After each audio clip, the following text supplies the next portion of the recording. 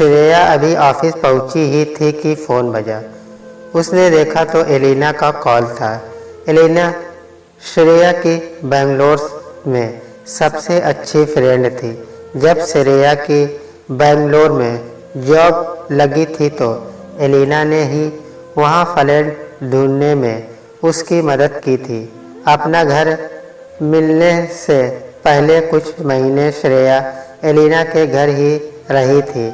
उसने फ़ोन उठाया और इससे पहले वह कुछ कहती, दूसरी ओर से आवाज़ आई, हेलो मैडम, कहाँ हो आजकल? जिंदा तो है ना तू? ना मिलती है और ना ही कोई फ़ोन। इस दोस्त को भूल ही गई क्या? अरे नहीं नहीं एलिना, ऐसा नहीं है, बस टाइम ही नहीं मिलता है। खैर तू बता कैसी है? आज कैसे याद आ गई अपनी इस दोस्त की? श्रेया ने थोड़ा संभलते हुए कहा, मैं बिल्कुल ठीक हूँ। तू ये बता, शादी वादी करने का प्लान है तेरा या दूसरी लाइफ बस काम ही करती रहेगी? एलिना ने मजाकिया अंदाज में पूछा। यार एलिना, तू क्या जब देखो शादी के पीछे पड़ जाती है? मुझे सिंगल देखकर जलन हो रही है क्या तुझे? श्रेया ने हंसकर बात को टालते हुए कहा, अच्छा अच्छा, अब बातें ना बना, तुझसे बातों में कोई नहीं जीत सकता। वैसे मैंने ये बताने के लिए फ़ोन किया था कि अगले महीने की 10 तारीख को हमारी एनिवर्सरी है। एक छोटी सी पार्टी रखी है, तुझे आना है। मैं टाइम और मेन्यू तुझे मैसेज कर दूंगी, बस तू काम का बहाना देकर अब मना मत करना। एलिना ने जोर देते हुए कहा, ओके बाबा, मैं ज़रूर आऊँगी। श्रेया ने मुस्कुराते हुए कहा, अच्छा चल फिर मैं रखती हूँ, अभी थोड़ा काम है, पार्टी में आना ज़रूर। और इतना भी क्या काम करती रहती है, कभी कभी दोस्तों को भी याद कर लिया कर। ओके मैडम, अब देख तू कैसे तुझे फ़ोन कर कर के परेशान करती हूँ। वैसे भी तेरे अलावा और है ही कौन इस शहर में जिससे ऐसे बात कर सकूं? श्रेया ने हंसते हुए कहा, हाँ तो अच्छा ही है ना, जब मन करे कर लिया कर फ़ोन। चल अभी रखती हूँ, बाय। Okay bye. फ़ोन रखकर श्रेया अपने काम में लग गई। घर से ऑफिस और ऑफिस से घर, बस यही उसकी दुनिया थी। और घर भी क्या, जिसे वह घर कहती थी, वह तो बस 1000 स्क्वायर फीट का एक छोटा सा फ्लैट था जहाँ श्रेया अकेली रहती थी। ऑफिस में सभी लोग श्रेया के नाम से खुश थे, और हो भी क्यों ना, श्रेया ने खुद को काम में ही तो व्यस्त कर रखा था। बस आज श्रेया को एलिना की वेडिंग एनिवर्सरी के पार्टी में जाना था। पार्टी 5 बजे से शुरू होने वाली थी। श्रेया ऑफिस से ही पार्टी के लिए रेडी होकर निकल पड़ी। गोल्डन बॉर्डर वाली नीले रंग की सिल्क की साड़ी में श्रेया बहुत ही सुंदर लग रही थी। उसके कंधे से थोड़े नीचे तक फैले रेशमी बालों की लटें बेहद खूबसूरत लग रही थी।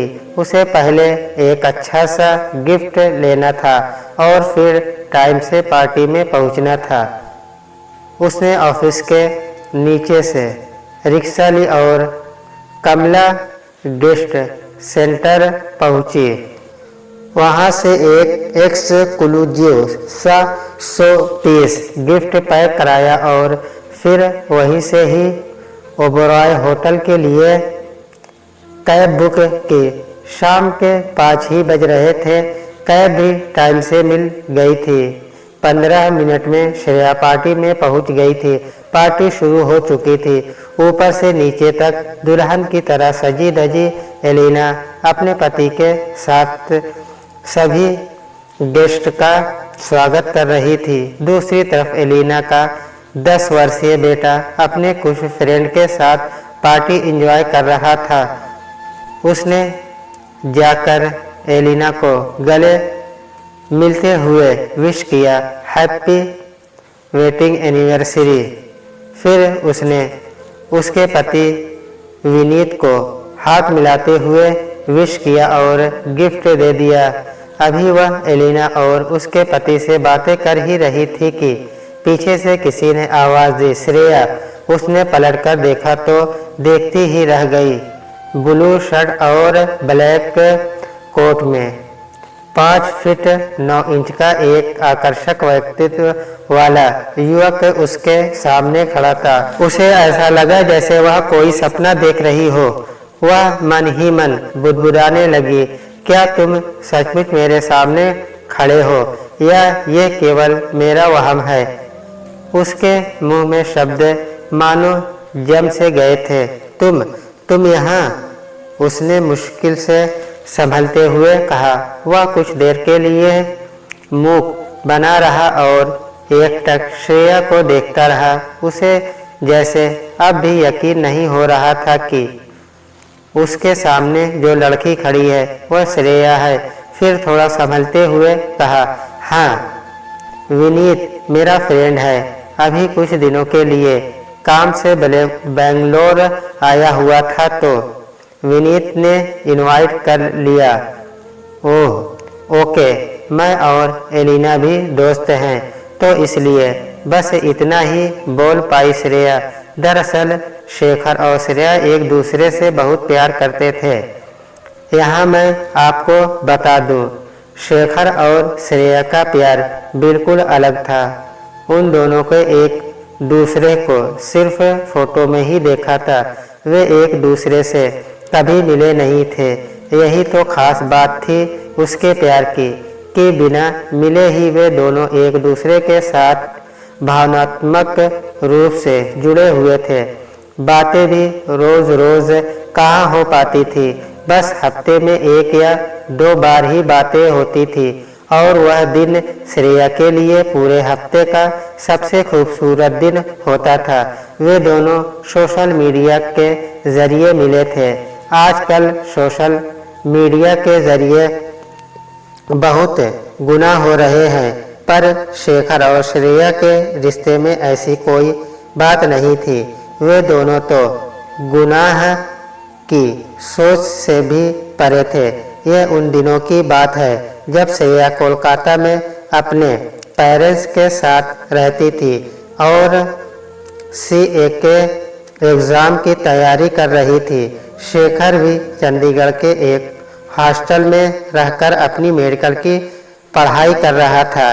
फिर एक दिन शेखर ने श्रेया से मिलने की इच्छा जताई कि मिलना तो श्रेया भी चाहती थी। अब वह दोनों कब तक यूं ही एक दूसरे से 1000 किलोमीटर दूर बैठकर तस्वीरों में एक दूसरे को देखकर खुश रह पाते। मिलना जरूरी था। सो शेखर कोलकाता आया। उस दिन तो श्रेया के पैर मानो जमीन पर नहीं पड़ रहे थे। दोनों ने पूरा दिन एक दूसरे के साथ ही बिताया। उसे ऐसा लग रहा था मानो उसे अपने हिस्से की सारी खुशियां मिल चुकी हो। पर कहते हैं ना, सच्चा प्यार कभी आसानी से नहीं मिलता। प्रेम के रास्ते में रुकावटों तो आती ही है। दोनों मिल चुके थे, साथ जीने के सपने भी देख लिए थे, पर ईश्वर को शायद कुछ और ही मंजूर था। श्रेया के पिता की कार एक्सीडेंट में मौत हो गई और घर की बड़ी बेटी होने के कारण घर की सारी जिम्मेदारियां उसके कंधों पर आ पड़ी। 2 छोटे भाई बहन और माँ को अब उसे ही संभालना था। भाई उज्ज्वल 7वीं कक्षा में था और बहन 9वीं में 10वीं की परीक्षा दी थी। प्रेम से भी पहले कर्तव्य आता है। सो लग गई श्रेया अपने कर्तव्य निभाने में। वह घर की माली हालत सुधारने और परिवार को संभालने में इस तरह व्यस्त हुई कि अब शेखर से भी बात कम ही होती थी। मेडिकल की पढ़ाई पूरी होने के बाद जब शेखर ने उससे कहा कि वह घर वालों को अपने और उसके प्रेम के बारे में बता दे, तो श्रेया ने यह कहते हुए मना कर दिया कि घर की पूरी जिम्मेदारी उसी पर है। ऐसे में वह कैसे सबसे अपने और उसके रिश्ते की बात कर सकती है। शेखर बार बार कहता रहा और श्रेया बार बार टालती रही। आखिर एक दिन शेखर ने उससे उसका अंतिम निर्णय पूछ ही लिया।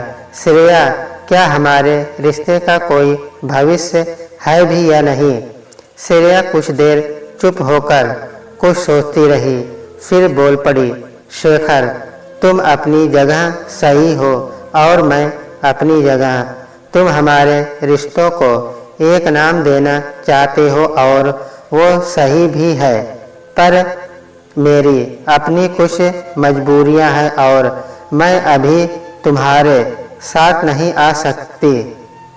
मैं ये भी नहीं कहूँगी कि तुम मेरा इंतज़ार करो, क्योंकि मुझे खुद भी पता नहीं है कि मुझे कितना वक्त लग जाएगा। शेखर की आंखों में अब आंसू थे।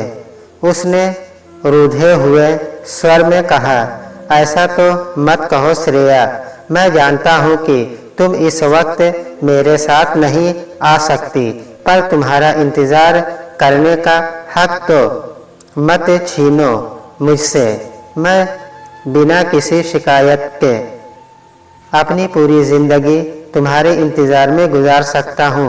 उसकी बातें सुनकर श्रेया की भी आंखें नम हो गई, पर खुद को संभालते हुए उसने कहा, नहीं शेखर, मैं तुम्हारे साथ कभी नहीं आ सकती, पर मुझे कोई हक नहीं है कि मैं तुम्हारी ज़िंदगी के साथ खेलूं।